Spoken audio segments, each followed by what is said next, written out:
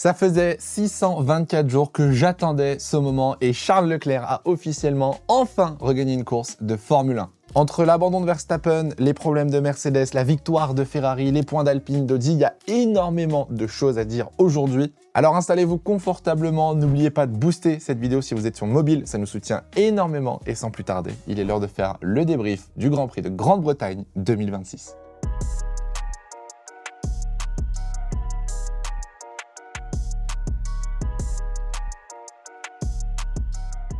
La note de ce Grand Prix de Grande-Bretagne. Alors on pourrait croire qu'avec une victoire de Ferrari, je mettrais une note exceptionnelle. Je vais pas aller plus haut que 13 sur 20. Personnellement, je trouve que la course a eu vraiment deux côtés. On a eu un côté extrêmement ennuyant pendant une grosse partie de la course avec très peu de dépassements, très peu d'action. Et on a eu des moments assez excitants comme le départ avec des accrochages, des dépassements. On a eu la fin de course aussi qui a été totalement relancée avec des safety cars et pareil, un peu de stratégie. Mais au global, j'ai pas trouvé cette course assez exceptionnelle. On aurait pu peut-être avoir une meilleure note sur la fin de la course parce que mine de rien, les derniers moments de cette course étaient quand même assez dramatiques, sauf que le finish, on va en reparler bien évidemment, m'a laissé un goût amer. Voilà, j'ai même eu du mal à célébrer la victoire de Leclerc, donc je n'irai pas plus haut que 13 sur 20 et je vous laisse me dire ce que vous en pensez dans les commentaires.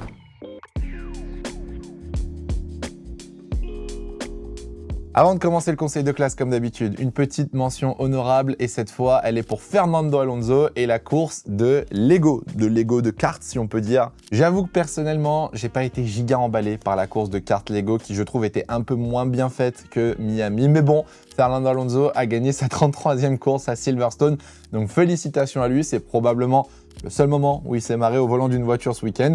Donc voilà, ça fait toujours plaisir, surtout que c'était pour une bonne cause, c'était pour une association contre l'abus en ligne et le cyberharcèlement, et ça je pense que peu de personnes le savaient, et ça méritait d'être mentionné. On va commencer avec le premier élève de ce conseil de classe, qui d'autre que McLaren. À domicile, McLaren a été inexistant ce week-end et c'est une heure de colle littéralement pour l'équipe anglaise. Je suis personnellement très déçu de ce que propose McLaren cette année. Alors je sais, il y a des upgrades qui vont arriver normalement en Hongrie qui devraient les aider à revenir. Mais là, à Silverstone, à domicile pour l'équipe et pour Lando, les voir à 9 dixièmes de la tête de course, je trouve ça terrifiant. Que ce soit en sprint ou en course, on les a pas vus du week-end. Ils ont fait leur course dans l'anonymat total. Alors, ils ont récupéré des bons points, c'est sûr, avec ce qui s'est passé devant. Mais je m'attendais à beaucoup mieux de la part de McLaren. Même si c'est pas la meilleure voiture, je m'attendais au moins à un regain de performance à domicile. Pour ce qui est de la course, Oscar Piastri a marqué 0 points. Il a eu un accident au début où on n'a même pas vu ce qui s'est passé. Au final, on a juste vu l'aileron avant cassé. Pour Lando Norris, il marque des points certes, mais une course anonyme. On l'a pas vu se battre avec n'importe qui. Il a juste fait sa course de son côté avec un rythme terrible. Il a eu beaucoup de mal face à Isaac Hadjar. Norris avait fait une déclaration, mais il y a 3 mois de retard de développement sur la McLaren, donc je pense que ça va être très difficile de redevenir compétitif cette année. Je tiens quand même à souligner le Lando Stand, la tribune de Lando Norris, c'était assez stylé et je pense que c'était assez spécial pour lui, donc ça, c'est le petit côté positif du week-end pour ce pilote. Bref, même si je m'attendais pas à grand chose, j'ai été sacrément déçu de la performance de McLaren et je m'attends pas forcément à beaucoup mieux à Spa dans 2 semaines. Deuxième élève du conseil de classe, j'ai hésité entre 2 équipes pour être honnête, entre Williams et Aston Martin. Aston, j'ai vu le on-board, je l'ai posté sur Twitter. Je pense que ça m'a suffi, il n'y a pas plus à dire. Heure de colle pour Williams. Voilà, là aussi extrêmement décevant à domicile avec des upgrades, c'est ça le pire, avec des améliorations. Un week-end très compliqué et un week-end qui ressemble au précédent. Rien n'a l'air de fonctionner du côté de chez Williams. Si vous voulez mon avis, et je vous laisse me dire dans les commentaires ce que vous en pensez, je pense que Williams ne remontera pas dans le midfield cette année. 2026 est à jeter à la poubelle avec cette voiture qui est en surpoids. Même si les Williams sont passés en Q2 ce week-end, certes, c'est quand même quelque chose de positif. Derrière, il n'y avait absolument aucun rythme, il n'y avait aucun espoir de se battre dans le midfield. Albon se fait sortir par Berman au premier tour.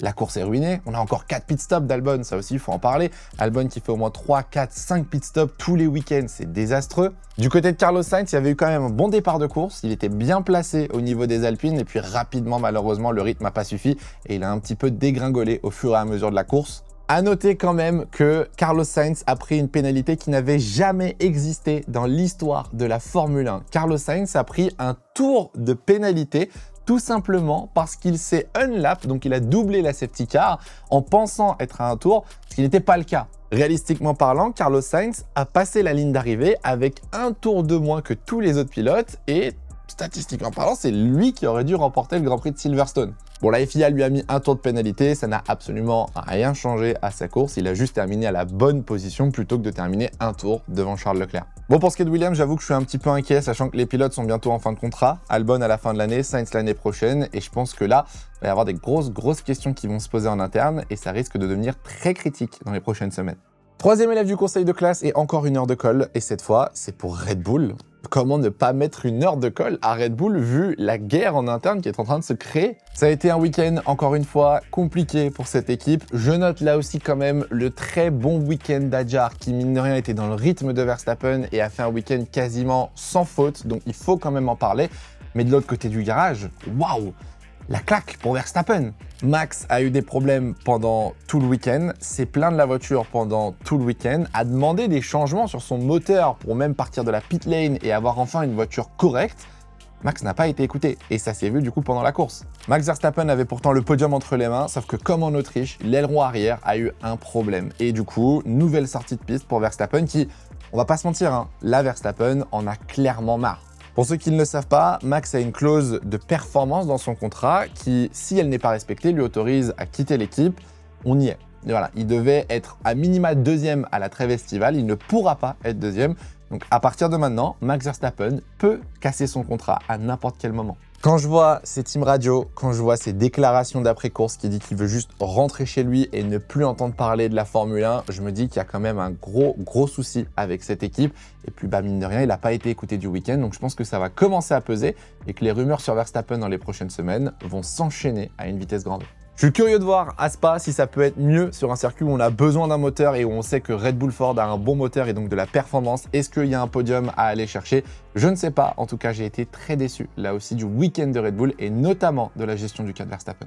Bon, on sort des heures de colle et on passe à un avertissement cette fois-ci pour Mercedes qui, mine de rien, je trouve, a totalement foiré son week-end. Alors, avertissement et pas heure de colle parce que, mine de rien, il y a un podium, il y a une P2 de George Russell, Antonelli prend une pole position, il gagne la sprint, donc il y a quand même du positif, on peut pas leur taper dessus, mais il va falloir quand même se poser des questions. Russell n'avait aucun rythme durant tout le week-end. Même s'il termine deuxième, vous ne m'enlèverez pas de la tête que Russell s'est fait bousiller à domicile par Antonelli. Pareil pour Antonelli, alors à l'inverse, qui lui avait du rythme, a été très malchanceux avec ce problème sur la fin de la course. Ils ont été très chanceux que George Russell termine deuxième parce que là, Mercedes allait perdre gros et à un moment de la course, on va y revenir après, vous inquiétez pas sur cette safety car, à un moment de la course, on avait presque un Lewis Hamilton qui était à portée de main du championnat et de la tête du championnat avec Antonelli. Résultat, avec le problème d'Antonelli, beaucoup de points perdus, un 0 pointé. Alors c'est son deuxième après Barcelone. Faut pas oublier aussi que Russell en a eu 2 avec Monaco et le Canada. George Russell reprend des points sur Hamilton et ça me fait un petit peu, voilà, ça m'embête un petit peu et on en reparlera dans quelques secondes. Mais je suis inquiet pour la suite de la saison pour Mercedes qui semble avoir des problèmes un week-end sur 2. Et à ce rythme-là, ça va être très compliqué d'assurer les 2 championnats et de pas avoir la pression de Ferrari. Bref, beaucoup de problèmes. Nous, spectateurs, ça nous régale, forcément, parce que c'est l'équipe à battre, donc ça fait du bien de ne pas les voir en tête, mais beaucoup de problèmes, et on en parle dans la question du jour, parce que je commence à me poser des questions, et ce sera un sujet la semaine prochaine, donc pensez à vous abonner et à activer la cloche. Pour finir ce débrief, qui d'autre que Charles Leclerc, bien évidemment, le vainqueur de ce Grand Prix. Ça faisait 624 jours qu'il n'avait pas gagné, c'était long, très long, depuis le quota Grand Prix des États-Unis 2024. Première victoire de Ferrari à Silverstone aussi depuis 2018 avec Sebastian Vettel, donc j'avoue que ça fait un petit peu plaisir forcément. Alors, on va quand même parler de son week-end qui a été 50% positif, 50% négatif. Un début de week-end très compliqué comme d'habitude, comme en Espagne, en Autriche, beaucoup de mal à se mettre dans le rythme. Et puis après la sprint, il s'est passé quelque chose. Il y a eu des changements du côté de Charles Leclerc. On a changé les réglages de la voiture, on a changé l'approche aussi du week-end, on a changé la préparation et le style de pilotage. Et ça marche, enfin, ça y est, Charles a enfin trouvé quelque chose qui fonctionne pour lui. À la surprise générale, il devance Lewis Hamilton en qualification, de 2 dixièmes quand même, et puis derrière, il fait une course exceptionnelle avec absolument aucune erreur, un très bon rythme. Alors, on est bien d'accord. On est bien d'accord que oui, Antonelli aurait dû gagner cette course s'il n'y avait pas eu un problème mécanique. Antonelli avait un rythme de fou et Leclerc allait terminer deuxième. C'est le jeu. Moi, ce qui me rassure, et c'est pour ça que je mets des félicitations à Charles Leclerc, tout simplement, il a enfin trouvé quelque chose. Il a enfin retrouvé ce ressenti dans la voiture qui va lui permettre peut-être de construire pour la suite de la saison. C'est ce déclic qui manquait depuis plusieurs Grands Prix. Alors pour ceux qui ne savent pas trop, il s'était basé sur les réglages du simulateur. Et puis dans le week-end, il s'est rapidement rapproché des réglages de Lewis Hamilton qui ne va plus au simulateur. Donc il y a peut-être un gros point d'interrogation là-dessus. En tout cas, ça fait plaisir de voir de 1 Leclerc regagner une course de Formule 1 et reprendre du rythme parce que là, on a désormais 4 pilotes avec une voiture compétitive. De 2, ça fait aussi du bien de voir Ferrari gagner une deuxième course cette saison. Et bien évidemment, vous le sentez arriver avec la question du jour, on va se poser des questions. La question du jour, elle est simple. Est-ce que vous pensez que Ferrari peut venir menacer Mercedes sur la deuxième partie de saison? Il y a un dicton en Formule 1 qui dit « Lorsqu'une voiture est bonne à Barcelone, elle est généralement bonne sur quasiment tous les circuits. » L'Autriche, c'est à part, on est bien d'accord. Vu ce qu'on a vu à Silverstone, avec la Ferrari qui normalement n'aurait pas dû être performante sur ce Grand Prix, je me pose des questions comme à Spa, à Zandvoort, à Singapour, sur ces circuits. Est-ce que Ferrari, au final, pourrait venir titiller Mercedes?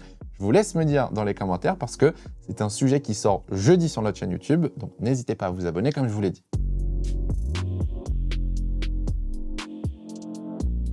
Bien évidemment, vous vous doutez bien qu'on va pas terminer ce débrief sans parler de la FIA et ce qui s'est passé sur la fin de la course. Qu'est-ce qui s'est passé? Pourquoi on a terminé ce safety car? Est-ce que c'est une erreur? Est-ce que c'est une bonne chose?